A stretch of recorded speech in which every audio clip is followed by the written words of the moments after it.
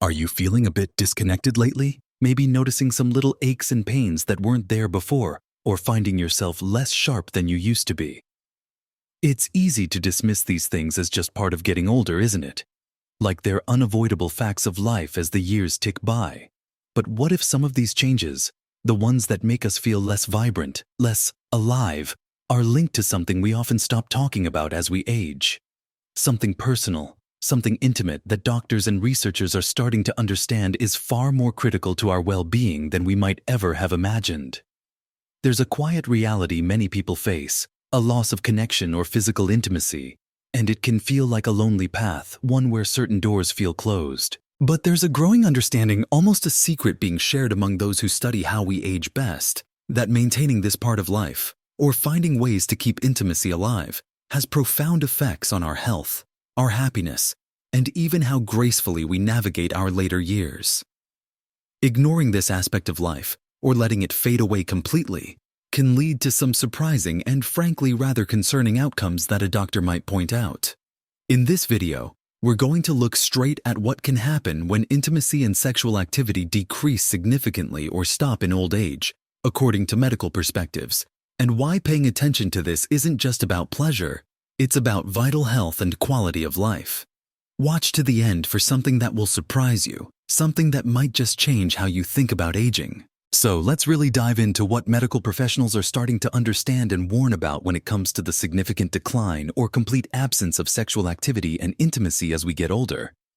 It's not just a small part of life that vanishes without consequence. It has ripple effects throughout our physical and mental health.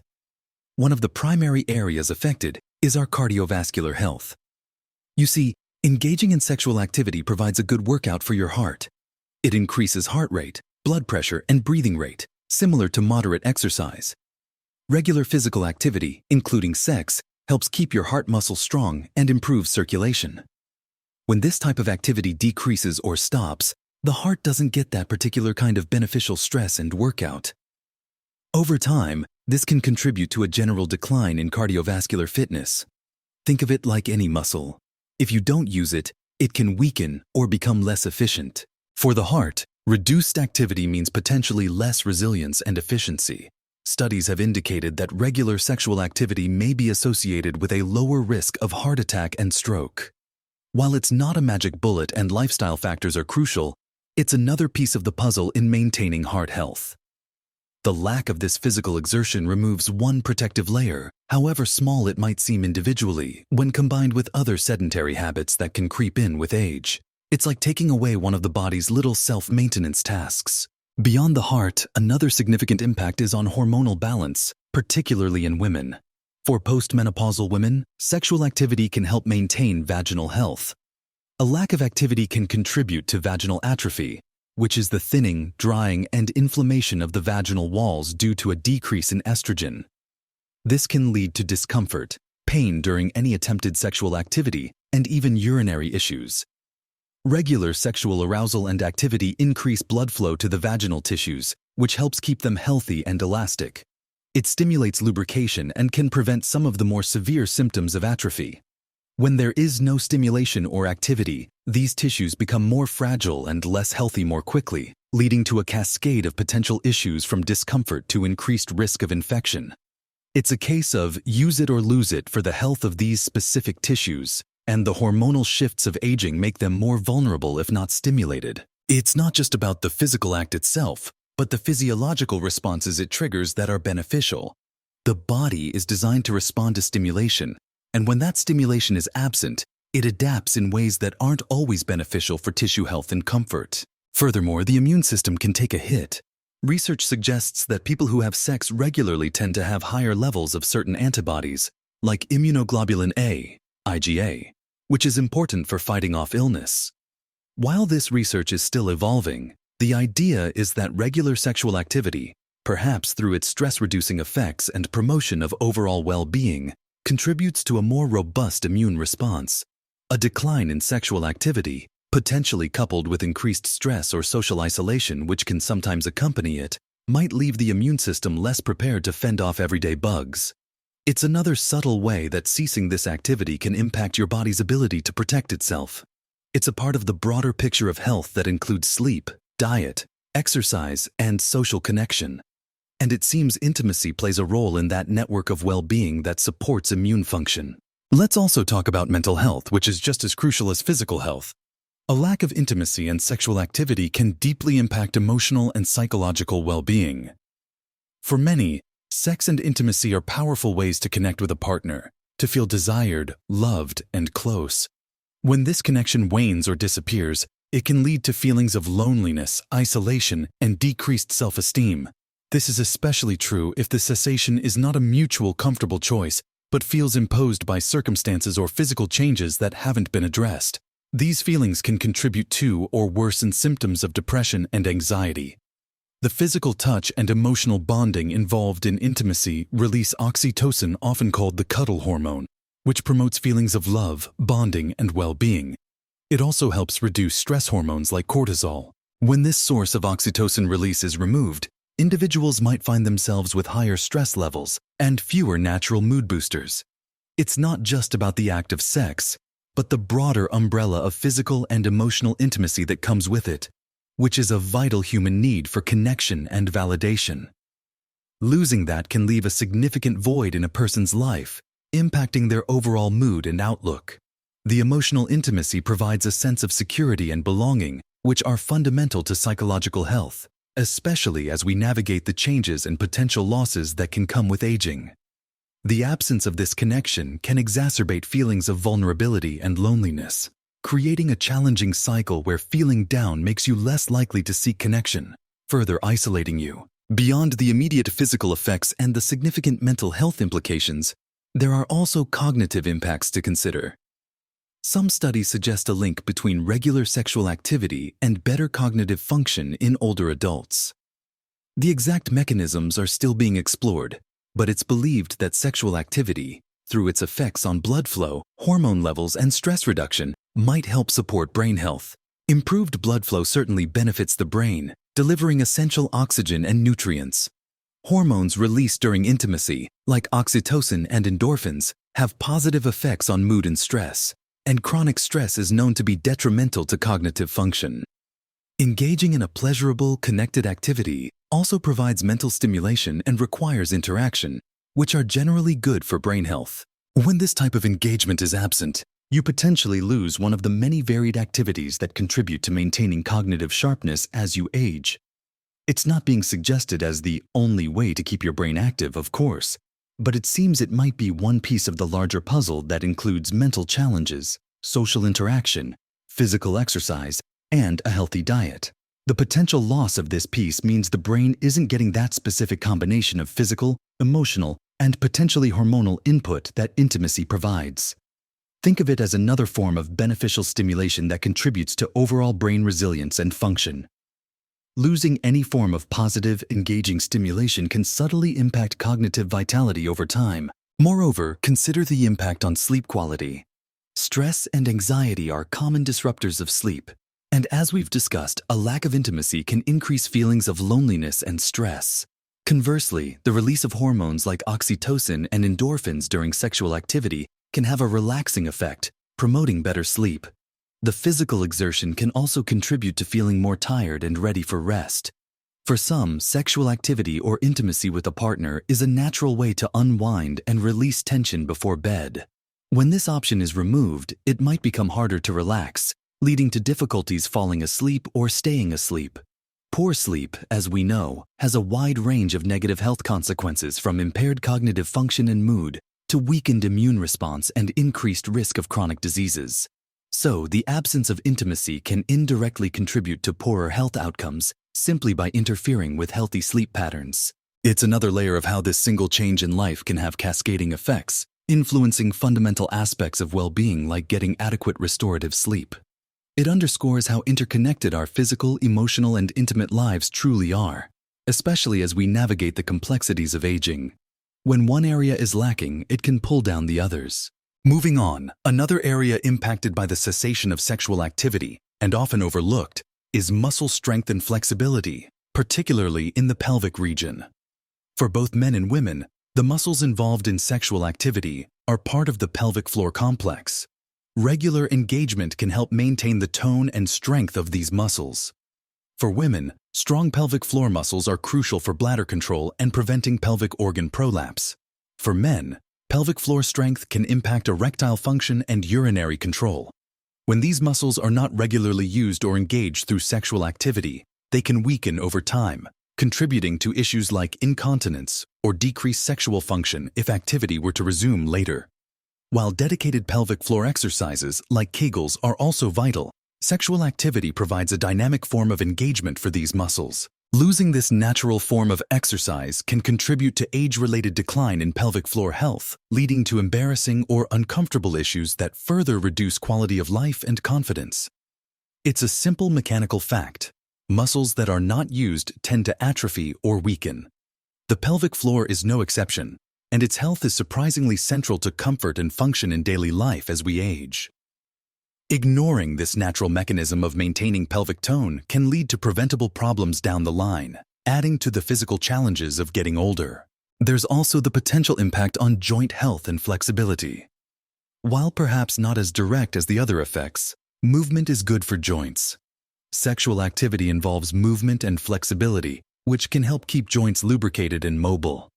Avoiding this type of movement as part of a general decrease in physical activity that sometimes accompanies the cessation of intimacy can contribute to stiffness and reduced range of motion. It's part of the overall picture of staying physically active and mobile as you age. Any activity that gets you moving, stretches your limbs, and engages different muscle groups is beneficial. When one such activity is removed, especially if it's not replaced by other forms of exercise or movement, it can contribute to a more sedentary lifestyle and the associated joint stiffness and reduced flexibility that many older adults experience. It's a reminder that maintaining physical capacity involves engaging the body in varied ways, and intimacy is one of those ways that engages multiple systems, including the musculoskeletal system, in a unique and pleasurable manner. The absence of this particular form of physical engagement removes one more reason for the body to stay limber and responsive. Beyond the physical, let's return to the social and emotional aspects because these are profoundly important. The loss of intimacy often goes hand in hand with a decline in overall physical closeness and affection within a relationship if you're partnered. Holding hands, cuddling, kissing. These simple acts of affection also release beneficial hormones and strengthen emotional bonds. When sexual intimacy stops, sometimes these other forms of physical closeness decrease as well, whether intentionally or simply drifting apart. This further exacerbates feelings of loneliness and disconnect, even if living with a partner. The absence of touch and affection is a significant human deprivation. Touch is vital for well-being at all ages, reducing stress, lowering heart rate, and promoting feelings of safety and connection. When this source of touch and intimate connection is removed, it can leave individuals feeling starved for physical closeness and affection, impacting their sense of worth and belonging. It's not just about the act of sex, it's about the broader landscape of physical and emotional connection that often accompanies it, and the loss of that entire landscape can be quite isolating and detrimental to overall happiness and mental resilience in the face of aging. It's a form of nourishment for the soul and the body that, when absent, can leave a person feeling depleted and vulnerable. Finally, and this might be the most surprising point, there's a potential link between regular sexual activity and longevity. Some large-scale studies have observed a correlation between more frequent sexual activity and increased lifespan, particularly in men. While correlation doesn't equal causation, and many lifestyle factors are intertwined, the thinking is that the combined benefits we've discussed, better cardiovascular health, improved immune function, reduced stress, better mental health, improved sleep, and stronger relationships, all contribute to a healthier, longer life. It's not that sex itself is the magic key to living forever, but rather that it seems to be a marker for or a contributor to a package of healthy aging factors. People who are healthy enough to be sexually active may also be healthier in other ways, or perhaps the activity itself is contributing positively to their overall health profile. The lack of this activity, therefore, might be seen as the absence of one component in a holistic approach to healthy aging, or a symptom of underlying issues, physical or emotional, that are already impacting longevity. It's a complex interplay, but the emerging picture suggests that maintaining some level of intimacy and sexual engagement, in whatever form is comfortable and possible, isn't just about pleasure, It seems tied to a more robust, healthier, and potentially longer life overall. It underscores that this aspect of life, often ignored or deemed unimportant in later years, actually has profound and wide-ranging health implications that doctors are increasingly recognizing and discussing. So, we've talked about the potential impacts on your heart health, the health of specific tissues like the vaginal walls, your immune system, your mental and emotional well-being, even your cognitive function, sleep quality, muscle strength, joint flexibility, the vital need for touch and connection, and yes, potentially even how long and how well you live. It might seem daunting to hear all that, especially if intimacy has become a distant memory. But the key takeaway isn't to feel pressure or guilt. It's about understanding that intimacy and connection, including sexual intimacy if that's something you desire and are able to pursue, are not frivolous aspects of life that can be discarded in old age without consequence.